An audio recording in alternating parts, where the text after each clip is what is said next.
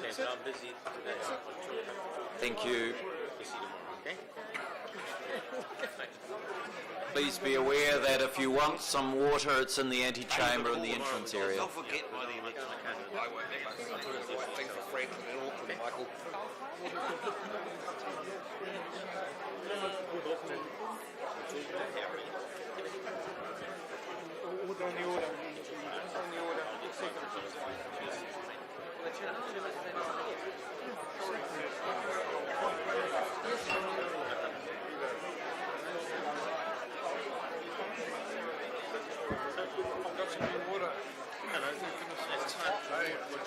And it's humid outside. Okay, Payment up front, okay? we will now hear from a couple of representatives of the community boards.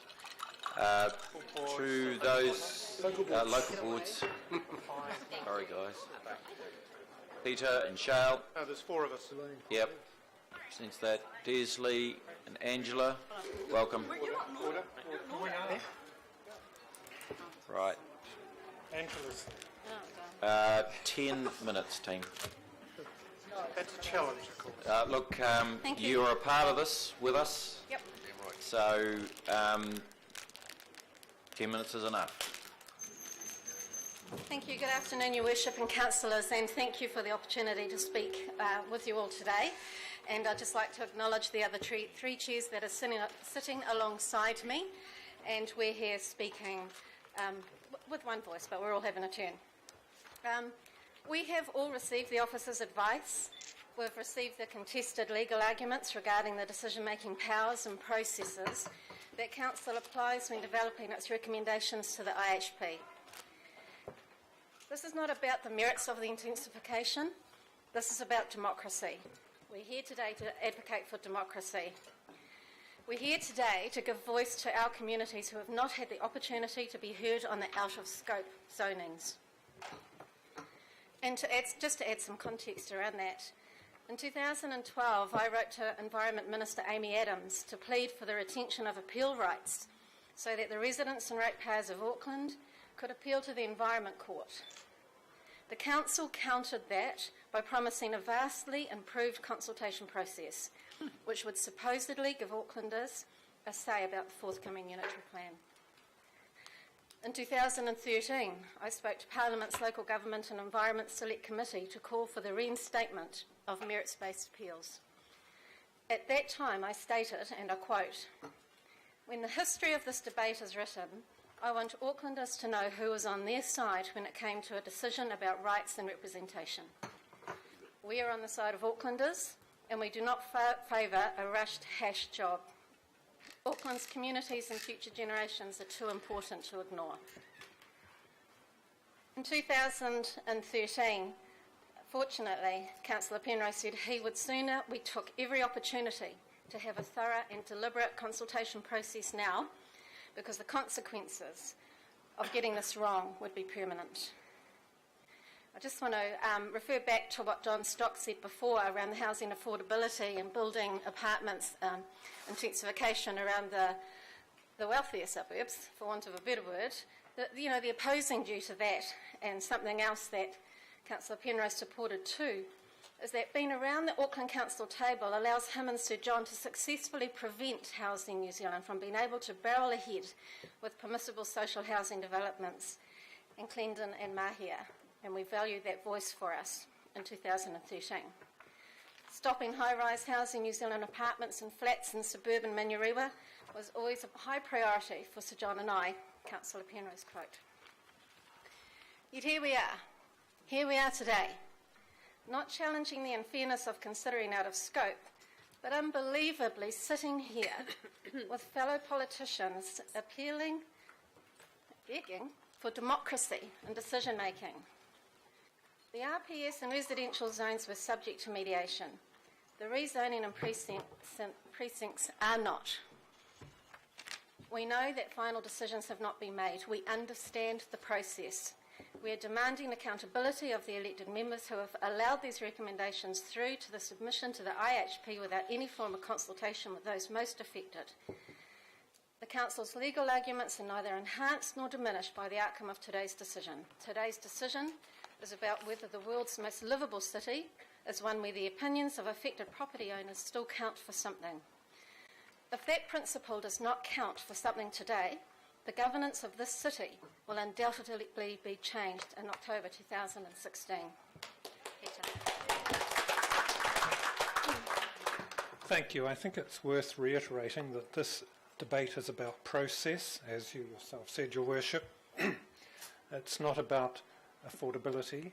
It's not about how many stories you should be building where. It's solely about process. My board, in passing a resolution calling for the revocation of the out-of-scope changes, made it quite clear that we support intensification as long as it is well designed, appropriate and subject to proper consultation. All of those are very important for us. And I myself, I have a 4-year-old, so if people think, oh, you know, it's a generational thing, I'm really concerned about where my 4-year-old is going to be able to live in Auckland by the time he grows up. Very concerned, and I'll be very happy if we get further intensification as a result of a plan change, which I hope you'll go for the out of scope. So I got an email this morning. We're very concerned to find, after phoning the council, that our property is proposed to be rezoned without consultation, notification, the right to lodge a submission, to give evidence at a hearing, or to lodge an appeal. I'll come back to that last point. It's about people being able to have a say. And I'd note it's also about the people of Auckland being able to trust their council, to rely on it to deal fairly and in good faith with them and afford them the opportunity to be heard.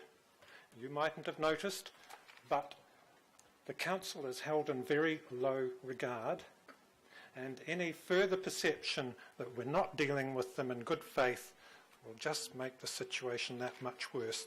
We're rapidly losing the dream of the super city. So I'd note what's legally allowed, and most of the arguments have been about what is legally permitted, is one thing. What is morally justified, what's moral is another thing altogether. And there's no moral justification for this abusive process. Nothing in the paper that you've received, the email that I received when my board's resolution went through, offers any moral justification. And arguments like the ability to appeal to the Environment Court don't fool anyone. Very few of us live in Seaview Road. And in any case, you might like to ask, if somebody did take a case to the Environment Court, would people like the Property Council be able to join and oppose them? I couldn't afford to take a case, but if the prospect of having the Property Council on the other side would completely fix it for me. And I just also note, it's not, as somebody said in the newspaper this morning, just a few small amendments. In the isthmus, we see a drop in the proportion of the residential area and single house from 34.6% to 19.3%. That's a 44% drop in the proportion of the residential housing in the central area that's single housing, 44% of the proportion. So I'll finish just by noting people have asked for a circuit breaker. We suggested that, and that is a plan change. And there is plenty of scope for intensification in the PAUP as it is, and the within scope zoning changes suggested to last well beyond any plan change. So I hope that you take the out of scope stuff and put it in a plan change where it should be so that people can have their say. Thank you.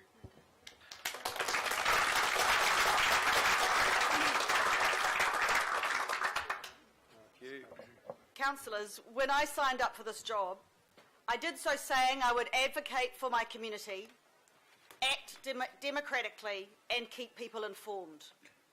I hold no apology for advising the Ōreki Ward community of decisions made by others that would affect their property, their community and their city. The response to what they have now heard has echoed loudly around the region. But more importantly, thousands, including some in this room today, are upset about the lack of democracy associated with council's evidential maps. And because we have made the decision not to tell those people, there are still thousands who simply don't yet know their properties are affected. There were black changes on the map, based on some sort of feedback and not necessarily site-specific, but vague enough for planners to say somebody referred to something. The blue, clearly not based on any feedback. Black and blue, the colours of bruising. Aucklanders are feeling the bruise as they see suggestions as undemocratic. We are discussing Auckland Council's evidence to the IHP. Our evidence. We are the governors of the city, not the planners. It is our evidence. It is our evidence that currently puts the suggestion to the IHP that we support a position that includes material that prohibits feedback from Aucklanders. In Ōrākei, 8,000 of our 30,000 residential ratepayers are affected. But I've got with me over 40 pages of out-of-scope changes in our submission just from Papakura. Councillors, today, if the Mayor allows it, and I'm hopeful he will, you will have the opportunity to tweak our submission and remove the out-of-scope changes, and if you are very brave, the non-site specific changes. In doing so, you can take collective responsibility for our evidence and show Auckland you support democracy. If you are concerned by removing the out-of-scope changes that we will not meet projections for growth and help the likes of Generation Zero, don't. Our own evidence includes independent advice that says that's not the case. If you are concerned by removing out-of-scope changes that we will delay the timeframes, we don't. In fact, we will give the IHP more time to deal with the current submissions and not load them with this extra work. But if you are concerned that Auckland is feeling bruised, you can do something about it. It's okay to think again. The Mayor has held out an olive branch to you and to Auckland. It's okay to change your mind.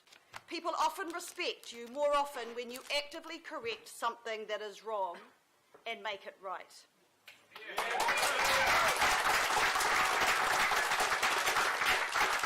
Auckland should have co-governors of the city that actively support the right for everyone to have their say. I hope that's you, my board hopes that's you, and Auckland hopes that is you today. Thank you.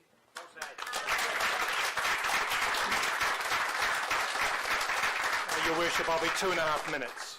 Yeah, thank you. It is easy to characterise the latest controversy surrounding Auckland's unitary plan as a battle between NIMBY homeowners and those who are open to intensification as the best way for the city to grow. There is a generational ideological debate regarding the planning rules that will inevitably change the city landscape.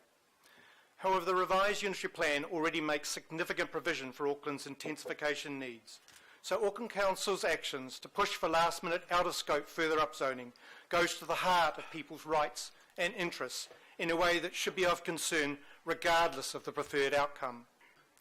We need to remember that the nearly 30,000 homes and properties affected are more than just statistics and planning theory chess pieces. They are homes and people who look to this council to act in their interests. To bring it down to the real, I offer a Westland example. An historic villa is going from single house to terraced house and apartment buildings out of scope to prevent spot zoning as a result of its neighbouring property being zoned FAB. This change was classified as in scope by council planners because someone with no association with the property living across the road casually mentioned it might be a good idea in their submission on their own zoning. The houses surrounding these new FAB properties were then also rezoned to mixed house urban for step-down reasons, all from single house and out of scope without any reference to the homes and lives impacted. The person across the road was horrified at the treatment of their submission and has withdrawn it. But the knock-on effect remains as council's submission, and no response for the out-of-scope properties impacted is available to tell their story. These are people's homes, their life's work. We simply can't do this to people in a democracy, irrespective of any academic merit of the zoning proposals, devoid of human considerations. The planners stressed the wish for natural justice and fairness to be shown by the panel. How, in the circumstances when effective parties cannot be present, is not clear, whilst not observing the same considerations at the final stage in our own processes. The Unity Plan is Council's plan, and it is Council that has used its full resources to push for out-of-scope changes that go way beyond spot zoning matters. They would not be before the panel otherwise. The Waitemata Local Board remains committed to design-led density done well, but not at any cost. Aucklanders' sense of fairness demand that out-of-scope zoning proposals be withdrawn. We hope, for democracy's sake, that that is the outcome of today.